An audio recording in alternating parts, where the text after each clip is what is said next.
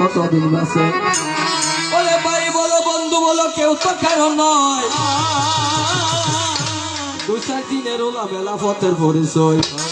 ভাই বলো বন্ধু বলো সব সম্পদের সাথী, আপনি মরিবার কালে গোবিন্দ সারথী। ওরে ভাই বলো বন্ধু বলো সব যদি আপন হইতো,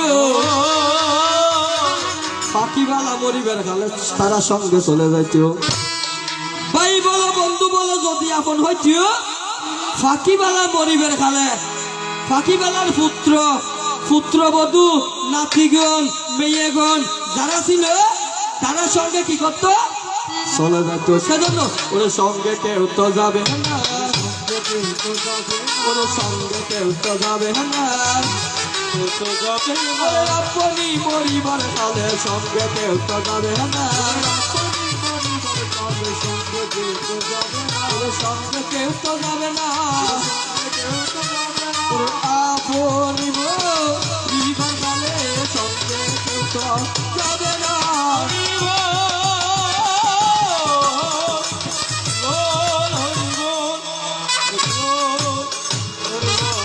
নিয়ে গেছে যমরাজা নিয়ে গেছে। ওই যমরাজকে ওই দায়িত্বটা দিয়েছেন কে, দেবাদিদেব মহাদেব দিয়েছেন। তো যমরাজা বলেছেন এ দেবাদিদেব মহাদেব আমাকে তো দায়িত্ব দিয়েছে মানুষকে মৃত্যু দান করা, কিন্তু কোন দিন কে মারা যাবে আমি কিভাবে জানবো। তখন দেবাদিদেব মহাদেব বলেছেন হ্যালো হ্যালো আরেকটু হাইটা একটু ইয়ে করে দাও, হ্যালো হ্যালো ভিডিওটা একটু কমাই দেন, হ্যালো হ্যালো হ্যালো হ্যালো। তখন দেবাদিদেব মহাদেব কি করেছেন, ওই জমালয়ের মধ্যে একটি বৃক্ষ রোপণ করে দিয়েছেন।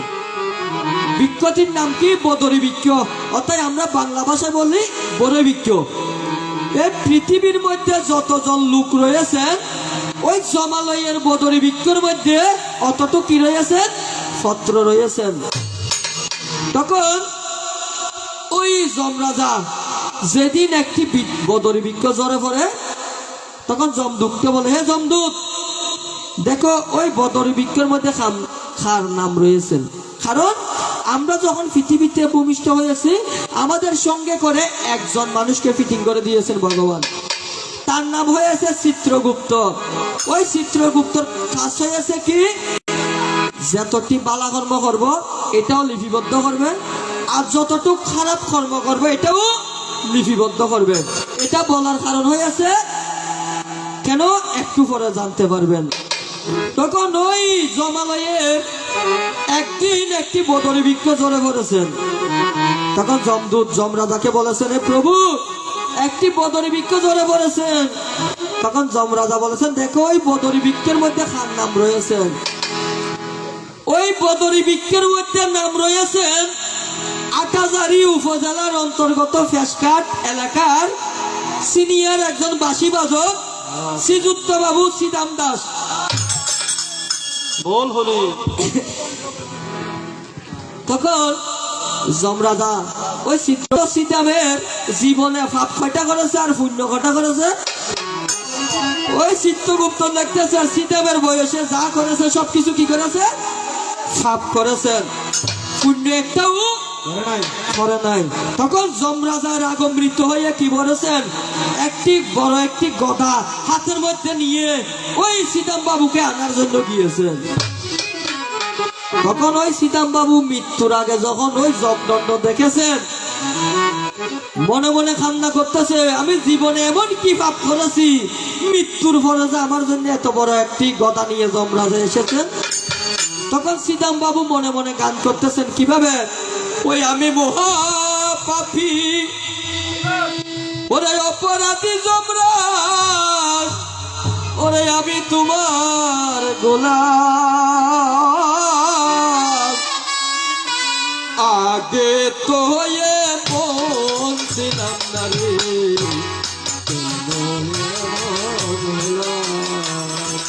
আমি মহাপাপী ওরে অপরাধী, আমি তোমার গোলাম, আগে তোরে বলছিলাম না রে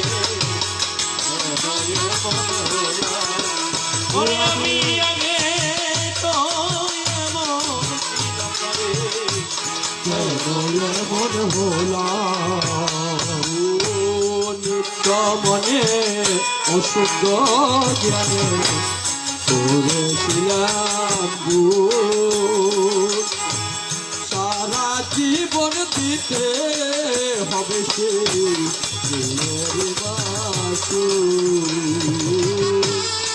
নিত্য মনে অশুদ্ধ জ্ঞানে করেছিলাম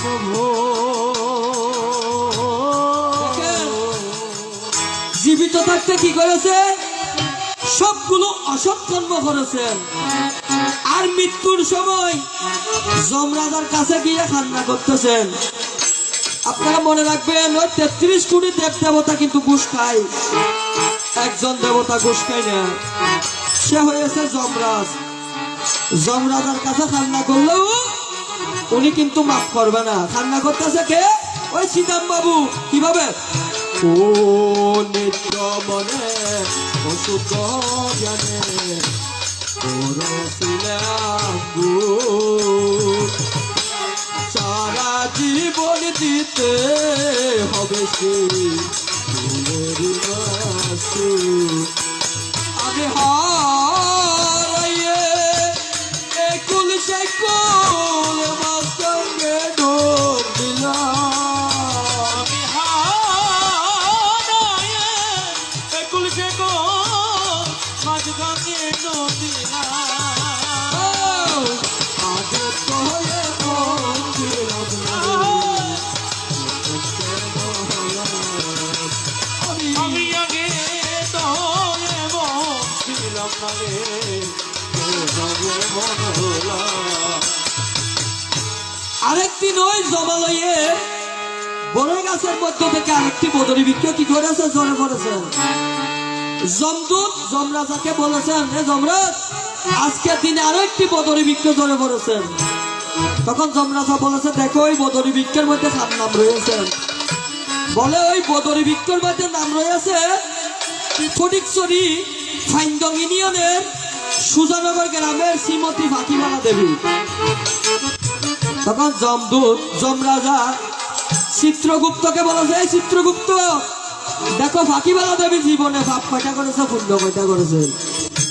তখন ওই চিত্রগুপ্ত দেখেছেন ওই ফাঁকিবালা দেবী জীবনে যা করেছে পুণ্য করেছে, পাপ একটাও করে নাই। তখন যমরাজা কি হয়েছে? একটি দ্বন্দ্বের মধ্যে পড়ে গেছে। কারণ যমরাজা দুজন মানুষকে ভয় পায়। একজন হয়েছে যিনি পুণ্যবান ব্যক্তি, জীবনে কখনো পাপ করে নাই, তাকে কিন্তু যমরাজা ভয় পায়। আরেকজন মানুষকে ভয় পায় কাকে? যার গলায় তুলসীর মালা রয়েছে।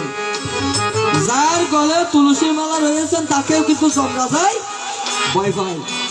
এখন যমরাজা মনে মনে চিন্তা করতেছেন, ওই ফাঁকিবালা তো জীবনে যা কিছু করেছে পুণ্য করেছে, ওনাকে আমি কিভাবে আনবো?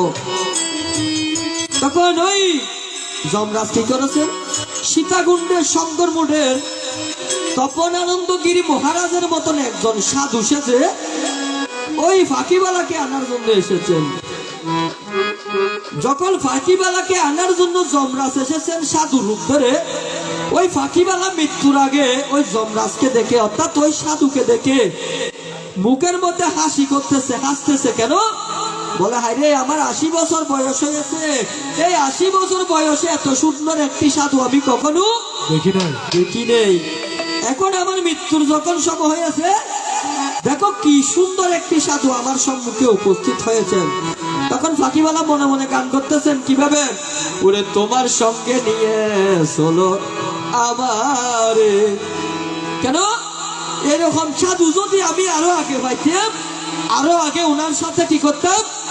চলে যেতাম। সেজন্য বলতেছে, ওরে সুখ পাখিরে ধরার আশায়, ওরে সুখ পাখিরে ধরার আশায় জীবন গেল আধারে, তোমার সঙ্গে নিয়ে চলো আমারে, তোমার সঙ্গে নিয়ে চলো আমারে। ওরে সুখ পাখিরে ধরার আশা, সুখ পাখিরে ধরার আশায় জীবন গেল বাগানে তোমার সঙ্গে দিয়া চলো আমারে, তোমার সঙ্গে দিয়া চলো আমারে। এক তারা বাজাইয়া তুমি দেশ বিদেশে যাও, মন খুলিয়া মনের কথা গানের সুরে গাও।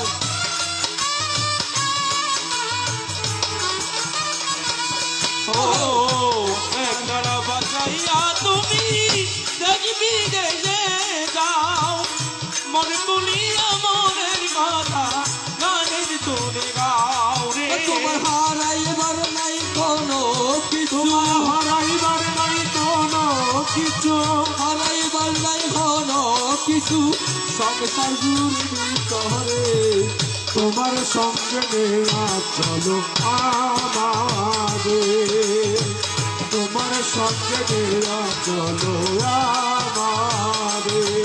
ওরে সুখ পাহাতিরে ধরার আশায়, পাখিরে ধরার আশায় জীবন গেল আধারে তোমার সঙ্গে নেয়া চলো আমারে, ওইরা বীরা তোমার সঙ্গে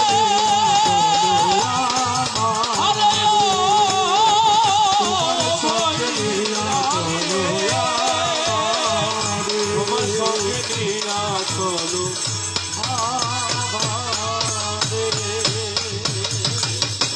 তাহলে চিন্তা করে দেখেন, যদি জীবিত থাকতে পালাকর্ম করেন, সাধু সঙ্গ করবেন, মরার সময় চোখের মধ্যে কি থাকবে? হাসি থাকবে। আর জীবনে যদি খারাপ কর্ম করেন, অসৎ কর্ম করেন, তাহলে মৃত্যুর সময় যমরাজা কি করবে? বড় দিকে লাঠি নিয়ে আসবে, চোখের মধ্যে কান্না থাকবে, কারণ মৃত্যুর সময় যমরাজায় কখনো ছাড় দেবে না। সেজন্য বলতেছি বাবা, তেমন কোনো শাস্ত্রজ্ঞ নয়, তেমন কোনো জ্ঞানী নয় আমি, কারণ এখানে এসেছি কেবলমাত্র আমার কীর্তন করেছিলেন সনাতন ধর্মের কে? আমার গৌরাঙ্গ মহাপ্রভু, অদ্বৈত প্রভু, নিত্যানন্দ প্রভু, শ্রীবাস প্রভু, গদাধর প্রভু, তারা কেমন কীর্তন করেছেন। আরে কীর্তন কীর্তন অমূল্য রতন, কীর্তনে বড় সোনা পায়। হরে কীর্তন কীর্তন অমূল্য রত্ন, কীর্তনে বড় ক্ষুধা পায়। আমার কীর্তন করিল গৌরাঙ্গ নিতাই, নদিয়া নগরে কীর্তন করল গৌরাঙ্গ নিতাই, নদিয়া নগরে যায়। তারা নদিয়া নগর পাশিয়ে দিল, নদিয়া নগর বাঁচিয়ে দিল। হরির নব কৃষ্ণ নাম দিয়া তারা নদিয়া নগর বাসিয়ে দিল। হরির নাম কৃষ্ণ নাম দিয়া নদিয়া নগর বাঁচিয়া দিল। সবাই মাথায় বৈশ্য তারা ব্রাহ্মণ বন্দেরার সীমা নাই রে।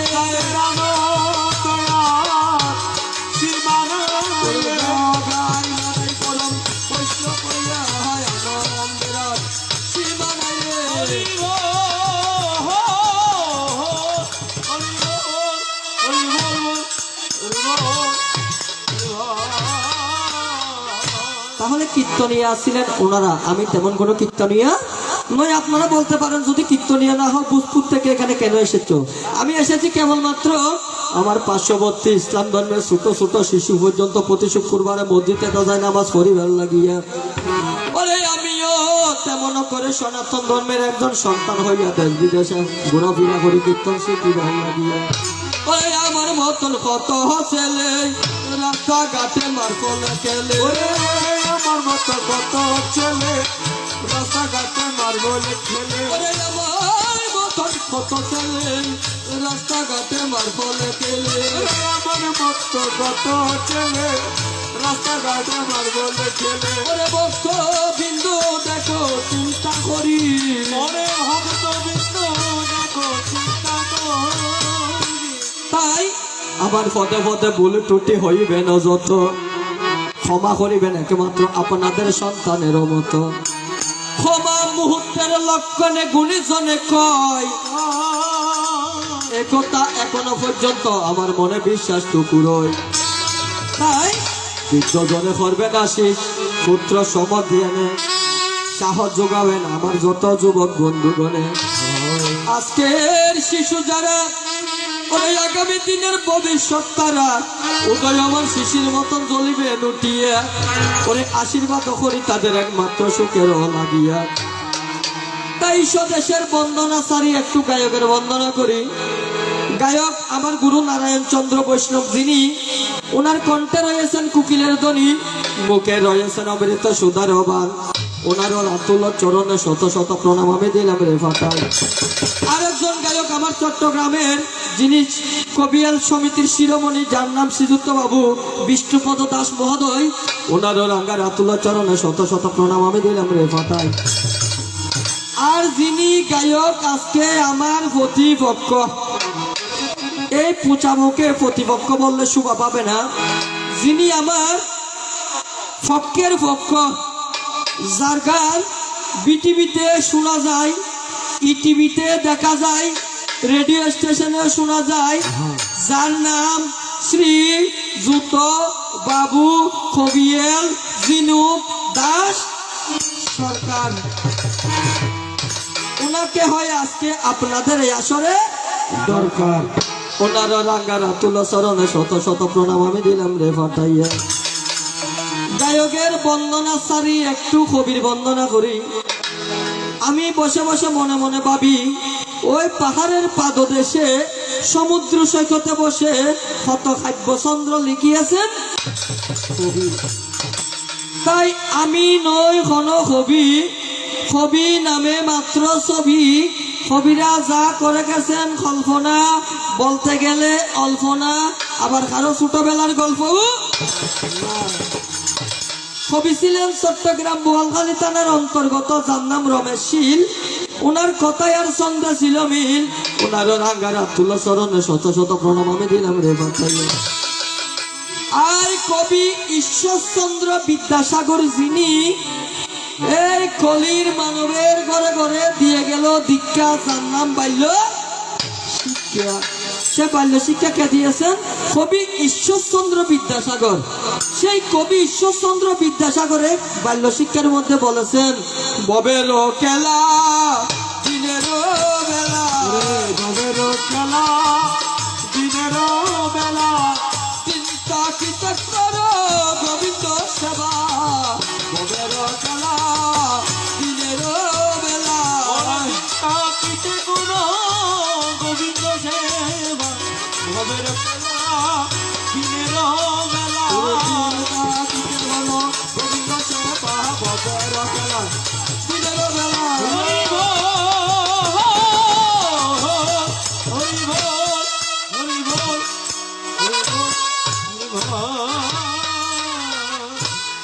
বাবা, সময় আর নদীর সুদ কারোর জন্য অপেক্ষা করে না। সেজন্য দেখিতে দেখিতে রজনী অনেক গভীর হতে গভীরদের দিকে যায়। এবার সন্ধ্যা রাতে গান করিব আজকে সবার তাই। এবার সন্ধ্যা রাতে গান করিব বলো নাই আসরে। করিব বল না শোনে, এবার শিব দুর্গা একে দ্বারা শাস্ত্রের ভিতরে, শিব দুর্গা কি ধারা শাস্ত্রের ভিতরে, ওরে গান্ধারী কৃষ্ণ আরেক দ্বারা শাস্ত্রে লেখা হয়। আরেক তারা শাস্ত্রে লেখা যায়। এবার গম ব্রহ্মার আরেক দ্বারা শাস্ত্রে লেখা তাই। ব্রহ্মা আরেক তারা শাস্ত্রে লেখা যায়। খালি দুর্গায় আরেক দ্বারা, খালি কৃষ্ণ এক দ্বারা শাস্ত্রের মধ্যে তাই। ওরে কালী কৃষ্ণ একটি ধারা কাছে দেখতে পায়।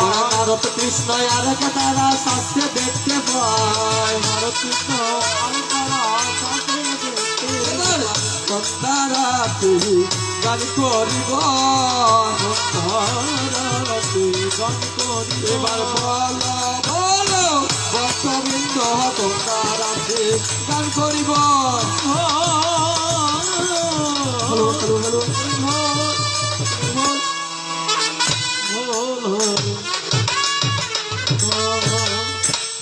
কোন দাঁড়াতে হবে গান আজকে রজনীর জন্য?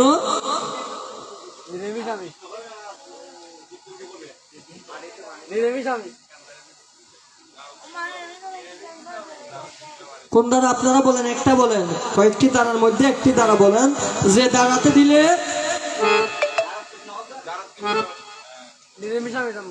নারদ কৃষ্ণ। ধন্যবাদ। আজকের জর্জনীর জন্য এমন একটি দ্বারা এখানে সিলেক্টেড করা হয়েছেন। একদিকে থাকবেন কে? আমার ঈশ্বর পরম কৃষ্ণ সচিতানন্দ বিগ্রহ, অনাদে রাধে গোবিন্দ সর্বকারণের কারণ। একদিকে থাকবে আমার ঈশ্বর পরম কৃষ্ণ সচিতানন্দ বিগ্রহ, অনাদি রাধে গোবিন্দ সর্বকারণের কারণ। আরেকদিকে থাকবেন আমাদের দেব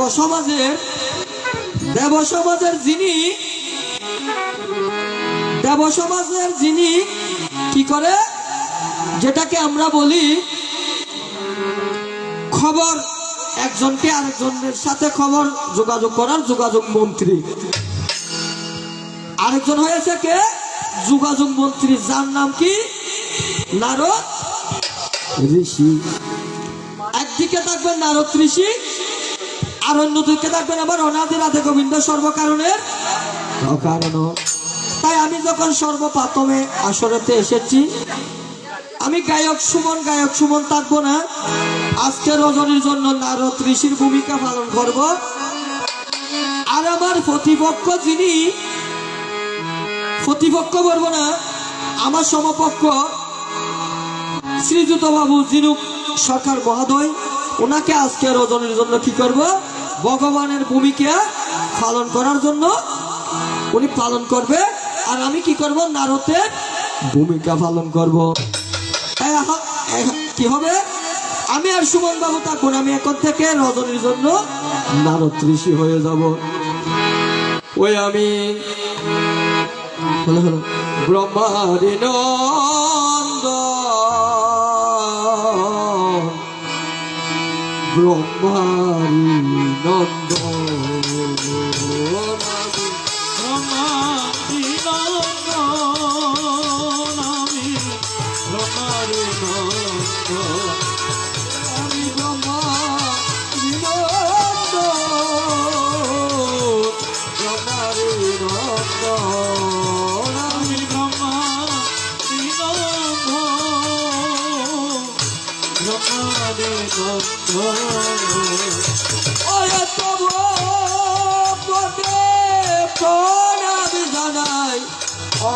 কৃষ্ণ ব্রহ্মারে নন্দ, আমি তোমার পরে প্রণাম জানাই, ওহে কৃষ্ণ ব্রহ্মারে নন্দ, ওই আমি ব্রহ্মারে নন্দ,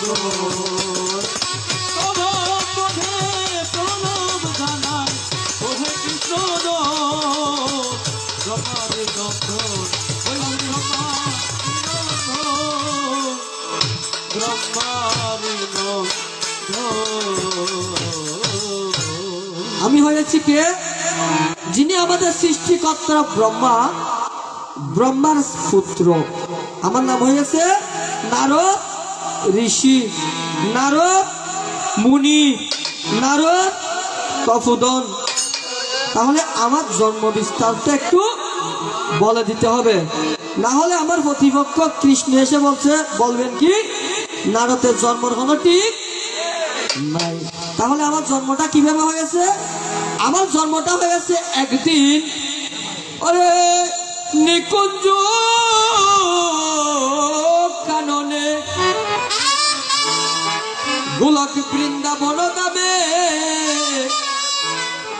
একদিন নিকুঞ্জ কাননে গোলক বৃন্দাবন ধামে আমার প্রভু কিসের আয়োজন করেছেন? একটি রাসের আয়োজন করেছেন, একটি রাসলীলা আয়োজন করেছেন। সেই রাসলীলার মধ্যে একজনকে প্রধান অতিথি করেছেন। প্রধান অতিথিকে আমার আদ্যশক্তি মহামাইয়া দুর্গা। দুর্গাকে কি করেছেন? ওই রাসের প্রধান অতিথি করেছেন। আর ওদিকে কৈলাসের মধ্যে আমার দেবাদিদেব মহাদেব আদ্যশক্তি মহামায়াকে না দেখতে পেয়ে উনি রাশেতে যাওয়ার জন্য কি হয়েছেন, প্রস্তুত হয়ে গেছেন। তখন ওদিকে আদ্যশক্তি মহামায়া দেখতেছে দেবাদিদেব মহাদেব রাশের মধ্যে চলে যাবেন। তখন আদ্যশক্তি মহামায়া কি করেছেন, ওই রাশের থেকে ওইখানে কৈলাসের মধ্যে এসেছেন। কৈলাসের মধ্যে আসার পরে আমার দেবাদিদেব মহাদেব বলেছে, এই আদ্যশক্তি মহামায়া, তুমি যে জায়গায় গিয়েছো আমি ওই জায়গায় যাব, কিন্তু রাসের মধ্যে একটা নিয়ম রয়েছে, রাসের মধ্যে কোনো পুরুষ ঢুকতে পারবে না। ওই রাসের মধ্যে থাকবে সবগুলো রমণী। যদি কোনো কারণে কোনো পুরুষ ওই রাসের মধ্যে যদি ঢুকে পড়ে, উনি সঙ্গে সঙ্গে কি হয়ে যাবে, গর্ভবতী হয়ে যাবে। তখন দেবাদিদেব মহাদেব বলছে, না আমি ওই রাসের মধ্যে যাব। তখন দুর্গা বলতেছে, প্রিয় স্বামী দেবাদিদেব মহাদেব, তুমি ওইখানে যাইও না, তুমি ওইখানে গেলে একটা সমস্যা হয়ে যাবে। তখন দেবাদিদেব মহাদেব বলেছে, না আমি ওইখানে আমাকে যেতে হবে। তখন দেবাদিদেব মহাদেব বলেছে, ঠিক আছে আমি রমণী হয়ে যাব, আমি পুরুষ হয়ে ওইখানে যাব না। আদ্যশক্তি মহামায়াকে বলেছে, তোমার থেকে একটা কাপড় আমাকে পরিয়ে দাও, ওরে মনের মতো করে আমাকে সাজিয়ে দাও। ও আমার আদ্যশক্তি মহামায়া, মনের মতো করে সাজিয়ে দাও, মতো করে সাজিয়ে দাও, ও আমার আদ্যশক্তি মহামায়া, আরে ও আমার আদ্যশক্তি মহামায়া। মহামায়াকে বলছে, আমাকে একটু মনের মতো করে সাজিয়ে দাও। তখন আদ্যশক্তি মহামায়া কি করেছে, দেবাদিদেব মহাদেব একটা কাপড় পরিয়ে দিয়েছেন। ও দেবাদিদেব মহাদেব কি করেছেন, ওই কাপড়টি পরিধান করে আমার ভগবানের গোলক বৃন্দাবন ধামে রাসের মধ্যে প্রবেশ করেছে। রাসের মধ্যে প্রবেশ করার সঙ্গে সঙ্গে ওই রাসলীলার মধ্যে কি হয়েছে, রাসের যে একটি চক্র ঘুরতেছে, ওই চক্রটি দাঁড়িয়ে গেছেন, রাষ্ট্রে আর ঘুরতেছে না। সঙ্গে সঙ্গে আবার প্রাণ গোবিন্দ এখানে অভিশাপ দিয়ে দিয়েছেন, আমার এই রাসের মধ্যে যে পুরুষ পদার্পণ করেছে সেই সঙ্গে সঙ্গে কি হয়ে যাবে, অন্তঃসত্ত্বা হয়ে যাবে। তখন দেবাদিদেব মহাদেব কি করেছেন, ওরে 1 মাস 2 মাস 3 মাস হলো, 1 মাস 2 মাস 3 মাস ওরে গর্বের জ্বালা দেবাদিদেব মহাদেব সইতে নারিল। ওরে কসব জ্বালা হইতে পারিল। বাবা, প্রসব যন্ত্রণা কি কোনো পুরুষ কি সহ্য করতে পারে? প্রসব যন্ত্রণা সহ্য করবে কে? রমণীরা, আমার মায়েরা, কোনো পুরুষের সম্ভব নয় প্রসব যন্ত্রণা কি করতে, সহ্য করতে। তখন দেবাদিদেব মহাদেব দেবের 1 মাস 2 মাস 3 মাস 4 মাস যখন হয়ে গেছে, তখন আদ্যশক্তি মহামায়াকে বলতেছে, এই আদ্যশক্তি মহামায়া, ওই আমি প্রসব জ্বালা সইতে না রে, প্রসব জ্বালা সইতে না আরে কোথায় আছো আমার দয়াল হরি, প্রসব জ্বালা সইতে না রে। ওরে কোথায় আছো আমার দয়াল হরি, প্রসব জ্বালা সইতে না রে। যখন দেবাদিদেব মহাদেব প্রসব জ্বালা সহ্য করতে পারতেছে না, গিয়েছেন বিষ্ণুদেবের কাছে। বিষ্ণুদেব বলেছে, ভাই আমি তো প্রসবের দায়িত্ব নি নেই, আমি সৃষ্টির দায়িত্ব নি নেই। কারণ ব্রহ্মা হয়েছে সৃষ্টিকর্তা, বিষ্ণু হয়েছে পালনকর্তা, আর দেবাদিদেব মহাদেব হয়েছে সংস্কারকর্তা। সেজন্য বিষ্ণু বলেছে, তুমি একটা কাজ করো, তুমি ব্রহ্মার কাছে যাও। তখন ধীরে ধীরে যখন ব্রহ্মদেবের কাছে গিয়েছে, কে? দেবাদিদেব মহাদেব। ব্রহ্মা হয়েছে সৃষ্টিকর্তা, সেজন্য ওনাকে কি করতে হয়েছে? সৃষ্টিকে রক্ষার তরে দেবাদিদেব মহাদেবকে কি করেছেন? ওই দেবাদিদেব মহাদেবের কাছ থেকে ব্রহ্মার কাছে নিয়ে নিলেন ওই প্রসব। তখন ওই ব্রহ্মার কাছ থেকে আমার কি হয়েছে? সৃষ্টি হয়েছে। আমি ব্রহ্মার কাছে সৃষ্টি হওয়ার পরে আমাকে কিন্তু গর্ভে ধারণ করেছেন দেবাদিদেব মহাদেব, প্রসব করেছেন কিন্তু ব্রহ্মদেব। সেজন্য আমার জন্মের পর আমি কি করেছি? মা মা মা মা করে দুবার যখন বলেছি, এটা কি হয়ে গেছে? এটা বাবা হয়ে গেছে। তখন আমি কি করি? ব্রহ্মাকে আর দেবাদিদেব মহাদেবকে মামা বলি, সম্বোধন করি। এ হলো আমার জন্ম বিস্তার। এ হচ্ছে নারদ ঋষির জন্ম বিস্তার। তাহলে আমার হয়েছে জন্ম বিস্তার। এবার আমি কি করব? আমার অনাদি রাধি গোবিন্দর কাছে কি করব? দুইটা কথা জিজ্ঞেস করব, প্রশ্ন করব না। কারণ অবাজি একদিন প্রশ্ন করিয়ে যে বিপদত পড়ছিলাম। একদিন আর প্রাণ গোবিন্দর কাছে আমি একটা প্রশ্ন করেছিলাম, হে প্রাণ গোবিন্দ, তোমার বাসস্থান কোন জায়গায়? তুমি কোন জায়গায় থাকো? তদুত্তরে আমার প্রাণ গোবিন্দ বলেছিলেন, এই নারদ, না হয় চেষ্টা আমি বৈকুণ্ঠে, না হয় চেষ্টা আমি বৈকুণ্ঠে। নারদ, আমি বৈকুণ্ঠের মাঝেও থাকি নিয়ে, আমি বৃন্দাবনেও থাকি নিয়ে, আমি মথুরাতেও থাকি না, আমি গোলকেতেও থাকি না। নারদ, আমি কোথায় থাকি জানো? আমার কাছে কোনো জাতের ভেদাভেদ নাই। হিন্দু বলেন, মুসলিম বলেন, বৌদ্ধ বলেন, খ্রিস্টান বলেন, আমার কাছে কোনো জাতের ভেদাভেদ নাই। আমি থাকি কোথায়? যেখানে সাধু গুরু বৈষ্ণবের আগমন হয়, যেখানে ব্রাহ্মণ পণ্ডিতের আগমন হয়, যেখানে আপনাদের মতন ভক্তবৃন্দের আগমন হয়। অর্থাৎ ওরে জয় ভক্তে ডাকে আমায় যেখানে বসিয়া, ওরে জয় ভক্ত ডাকে আমায় যেখানে বসিয়া, জয় ভক্তে ডাকে আমায় যেখানে বসিয়া, ওরে জয় ভক্ত ডাকে আমায় যেখানে বসিয়া, ওরে তারই অন্ন বহন করি মস্তকে করিয়া, তারা গ্রহণ করি মস্তকে বসিয়া, ওরে ভক্ত আমার মাতা পিতা, আমি ভক্তের গুরু, ওরে ভক্ত আমার মাতা পিতা, আমি ভক্তের গুরু, ওরে ভক্ত আমার নাম রেখাছে পঞ্চাকল বতরু। ভক্ত আমার নাম রেখেছে পঞ্চাকল বতরু। হরি বল। হরি বল, হরি বল।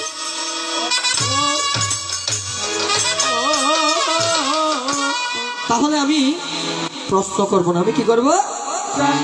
আমার প্রাণ গোবিন্দর কাছে দুটি নিবেদন করব। কেন?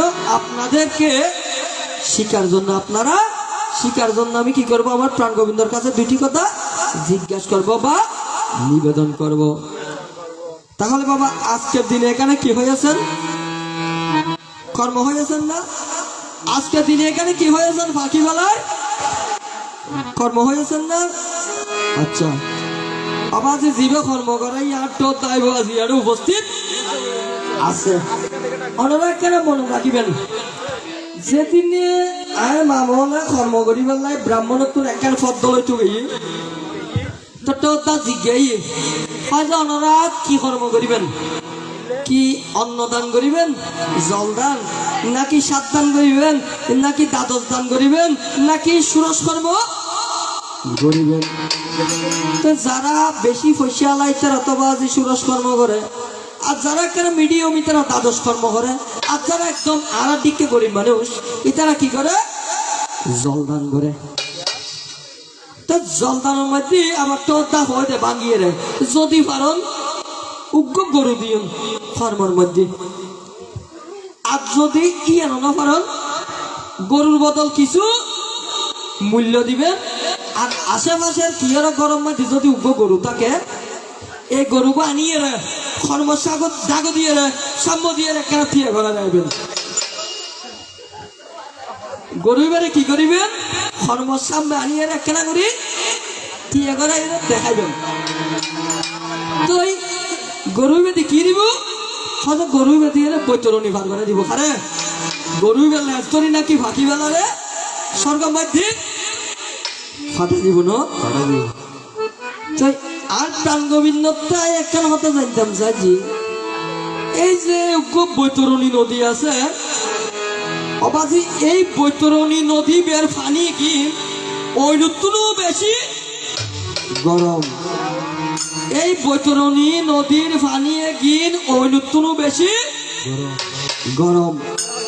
এখন ওনারা একখানে আইয়ের এই ভক্তবিন্দুরে বুঝে দিবেন যে এই বৈতরণী নদীর গরম পানি নুমাইছি এই গরু খেয়ে যাইব, আর এই ফাঁকিবালারে খ্যাং করে এই বৈতরণী নদী বে হার করে দু। আর একখান কথা বলবেন যে এই বৈতরণী নদী পানির জলে কিনা এত গরম কিয়া, এই বৈতরণী নদী সৃষ্টি খন জায়গার তো নয়, এবং এই বৈতরণী নদীর পানি কি এত গরম কেন খুব জানতে এ যে করি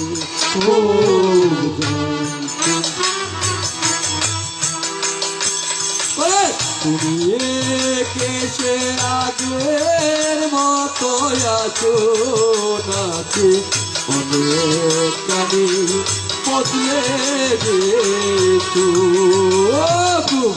জানতে ইচ্ছে করে গো, জানতে ইচ্ছে করে।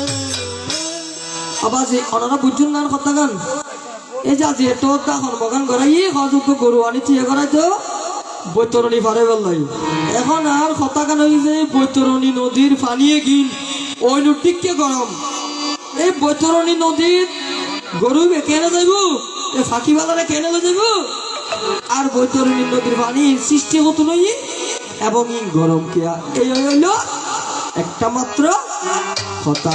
তো বাজি এই আজিয়ার গান গানে আপনি একখান হতা মনত করে দিই, হতা গানে যে গত বছর এই জিনুকটা দিয়ে জিবিয়ারে গান গাইতে হয়েছি ই বেলয়েরে, অর্থাৎ সানপুর নোয়াখালীর পশ্চিমে উত্তরা সানপুর একখান গান গাইতাম গেলাম। তো গান না নাই যাবাজি দুই রাইতুর গান, দুই রাত গান গম করে বাইরে থাকিয়ে রে, কারণ আরা দূরতুন গিয়ে চট্টগ্রামতুন একদিন গায়ের তা চলে আইন পারি না, এটা তাকি জঙ্গ বুঝি। এখন যারো গরম মাঠ দিয়ে বাজি আর তা একটু দিই, বহুত সুন্দর টাইস করা একখানা ফাঁকা ঘর, একবারে বহুত সুন্দর, একবারে ফাঁকা পায়খানা টাইখানা আছে, ইতার গরম মধ্যে আরো তা একটু দিই। এখন তাই তুই তো দিই আই যে জিনুকটা সারা রাত গল্প করি ঘুমটুম যাই, সকালে ঘুমুতুন যে তাই উঠতি, এখন ঘুমুতুন উঠতি ওমা আর খানম মাঝে চাইছি গানের আওয়াজ আইয়ের, গান গাছে পরে খাইখানা গুলো বই বই রে, আর যেটা তাই তো দিয়ে ডাকতে যে একটা বাথরুম আছে, এই বাথরুমত বই বই রে গান গাছে, গান গাছে কি গান আরো রবীন্দ্রসঙ্গীত গাছে বললে, যদি তোর ডাক শুনে কেউ নাই আসে তবে একলা চলো রে, যদি তোর ডাক শুনে কেউ নাই আসে তবে একলা চলো রে, ও তবে একলা চলো একলা চলো একলা চলো একলা চলো রে, একলা চলো একলা চলো একলা চলো, যদি তোর ডাক শুনে কেউ না আসে তবে একলা চলো রে, যদি তোর ডাক শুনে কেউ না আসে তবে একলা চলো রে। এখন গাড়ি বেগাতে হয় কেন আমি তোর, এখন আমি মনে মনে চিন্তা করে রবু খন জায়গাত গান গাইতে পাইলাম, যার ঘরের তাই তুই দিই তাদের বিয়াকু শিল্পী না রবু কেটা আর কি গান গাইম, তো জিনুকদার রব জদা খন জায়গাত গান গাইতে পাইলাম, ইতার ঘরের তো কেন বিয়াকু শিল্পী বালার পাইখানা গোলাত বই রবীন্দ্রসঙ্গীত গান গান ইং কইয়ের আওয়াজি বেড়াস লয়েরা তাপ মাইতে মাইতে কত্তুর গাইয়ে রে সাইকে পাইখানা গোলা তার করি কি আর কুটু গিয়ে রে ইবে গান গাইব, গান গাছে রবীন্দ্রসঙ্গীত, রবীন্দ্রসঙ্গীত নইবে গাছে সুবীর নন্দীর গান করলে, হৃদয় চিরে যদি বলে দেখানো যেত আমি যে তোমার তুমি মানতে, সে কথা তুমি যদি কত হাদি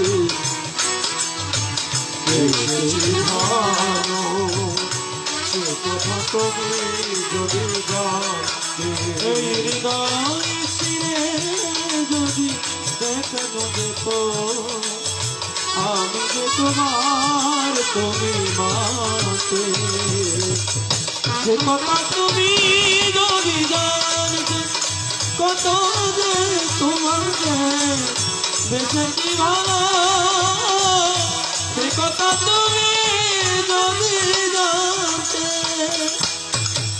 আবার যে আর মনের মধ্যে আরো বেশি ডরাইছি কারণ ছোট বিক্কে মানুষ তো অবুক যে বাড়ির গান গাইতে মাসি দেখি এটা বেগুন শিল্পী পায়খানা গুলো যায় গান গান তাহলে এটা আর কি গান গাইম তো জিনুক দ্বারা বই রাধা এখন জিনুক ডরা গান গই রাধা যেটা গান গাইতে মাসি বেগুন তো শিল্পী এখন ইবে বাইরে গিয়ে আই মুখ ফালিন এ ফাগতি আর গুড়ুকি আর গুড়ু গিয়ে নিবে গান গাইতে বারেক সিদ্দিকির গান আর কো গাছ দিবে কি গান বারেক সিদ্দিকির গান গানিবে বললে ইবে গাছ যা কইলছ সুয়াসান ফাঁকে আমার সুয়াসান ফাঁকে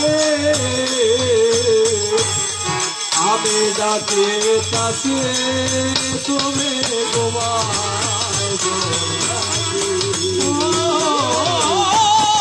আমি ডাকে কাছে তুমি ঘুমাই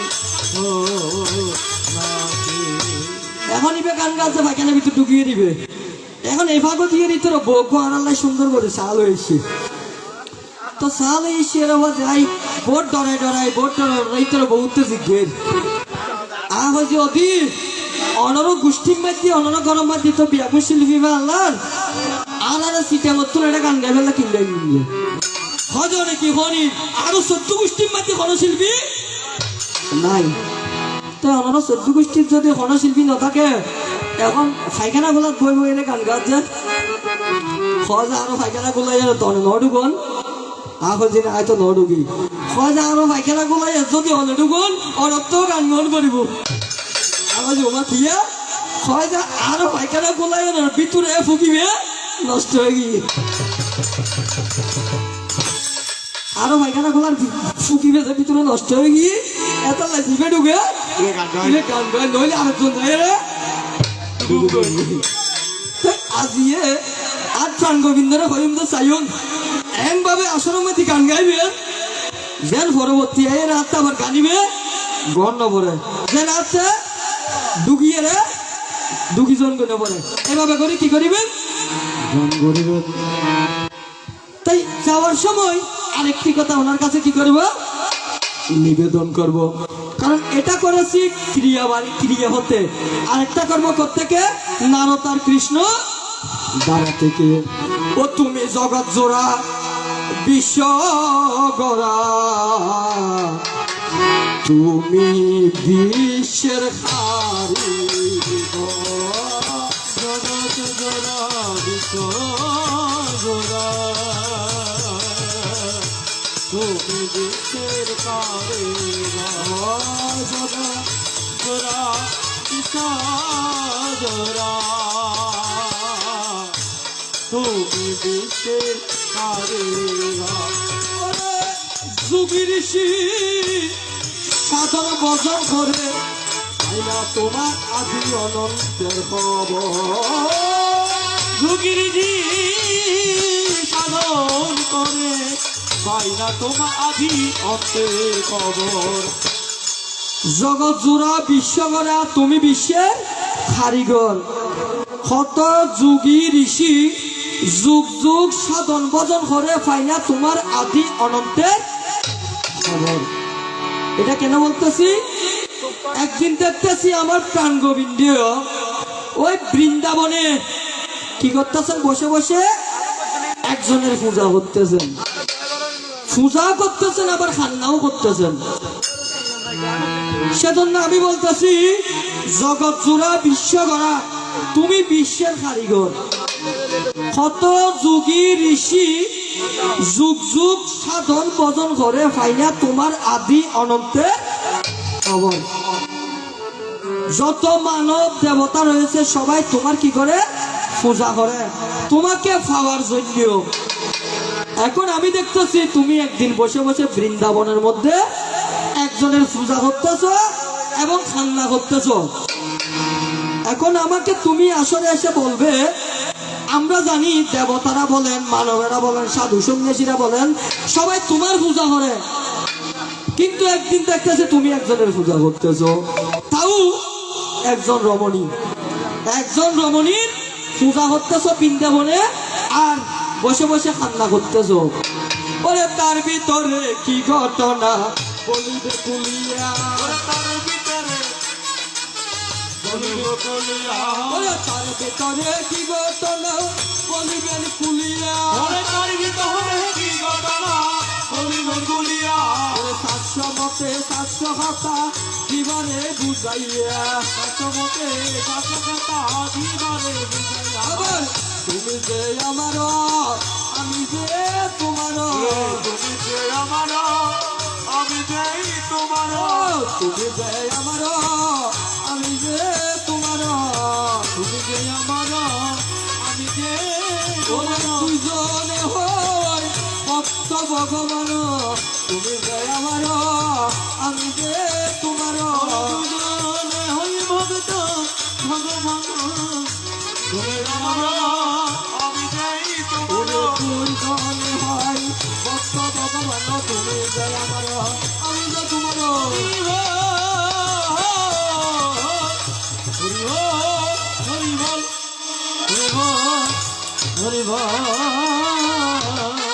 তাহলে এই দুটি মাত্র আমার নিবেদন, কারণ এখানে আমার সবাই, এটা হচ্ছে আমার এলাকা, আর আমার প্রতিপক্ষ জিনুকদা অনেক দূর থেকে এসেছেন, অনেক সুন্দর সুন্দর গান করবেন, আপনাদেরকে বুঝাবেন। আসলে আমি ওনার সাথে গান করার মতো কোনো আমার সাধ্য নাই, কেবলমাত্র একটু বাসালামি করার জন্য এসেছি, তাই আমি আর দীর্ঘায়িত করব না। আমার জিনুকদা এসে আপনাদেরকে সুন্দরভাবে গান শোনাবেন। এবার প্রণাম প্রণাম হাজার প্রণাম, হাজার প্রণাম, ও যত কৃষ্ণ ভক্তের স্মরণে স্মরণে এই আসরে গানে করিব তোমাদের আশীর্বাদ নিয়ে। প্রণাম প্রণাম, হাজার প্রণাম, কৃষ্ণ ভক্তের চরণে করে গান করিব আপনাদের আশীর্বাদ। আর এখানে আমি দেখতেছি আমার এই গানের আসলে আমার পার্শ্ববর্তী ইসলাম ভাইরা কয়েকজন এসেছে, তার জন্য সালাম সালাম হাজার সালাম ইসলাম ভাইদের চরণে চরণে আসরে গান করিব তোমাদের দোয়া নিয়ে। সালাম সালাম, হাজার সালাম, ওরে তোমাদের আশীর্বাদ মাথায় নিয়ে গান করিব আজি নাচিয়ে নাচিয়ে। তোমাদের আশীর্বাদ না পাইলে গান করিব আজি নাচিয়ে নাচিয়ে। ওরে তোমাদের আশীর্বাদ না পাইলে গান করিব আজি কেমনে কেমনে। তোমাদের আশীর্বাদ না পাইলে গান করিব আমি নাচিয়ে নাচিয়ে। ওরে প্রণাম সবার চরণে চরণে ইয়া সরে গান করিব তোমাদের আশীর্বাদ নিয়ে।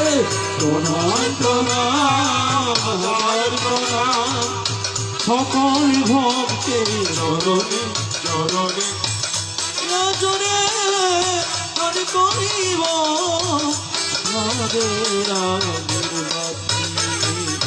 আর যাওয়ার গলার অন্য কথা নাই। দেখি আমার প্রাণ গোবিন্দ এসে লাইনে চালাই, এবার যে লাইনে চালাবে মুরে সেই লাইনে চলিব। ওই যে লাইনে চলাবে মোরে সে লাইনে চলিব যে লাইনে চলাবে মুরে সে লাইনে চলিব যে লাইনে চলাবে মোরে সে লাইনে চলিব যেভাবে বলাবে মুরে সেভাবে বলিব যেভাবে বলাবে মোরে সেইভাবে বলিব এবার কৃষ্ণ কথা ভেবে ভেবে কৃষ্ণ কথা ভেবে ভেবে ফেললে নয়ন জল অমন ময়না অমন ময়না ময়না ময়না ময়না রে দুটো কৃষ্ণ কথা বল দুটো হরে কথা বল দুটো কৃষ্ণ কথা বল দুটো হরে কথা বল কৃষ্ণ কথা ভেবে ভেবে হরি কথা ভেবে ভেবে তেল না চোখের অমর ময়না অমর ময়না ময়না ময়না ময়না দুটো কৃষ্ণ কথা বল হরির কথা বল দুটো কৃষ্ণ কথা বল দুটো হরির কথা বল একটা ছিলে যে মাটিতে আবার যেতে হবে সেই মাটিতে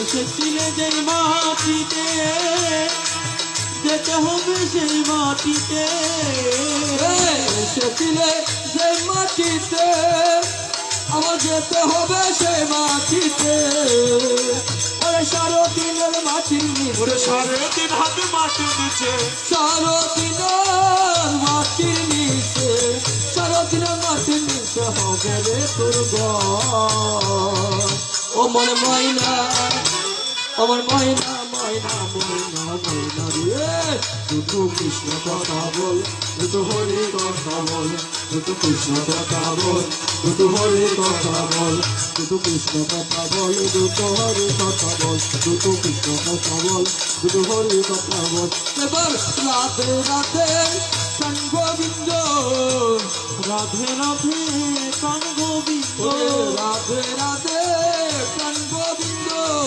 রাধে রাধে কান গোবিন্দ জয় জুয়ারে প্রেমানন্দ রাধে রাধে কান গোবিন্দ হরি বল হরি বল বলো কৃষ্ণ প্রেম হরি বল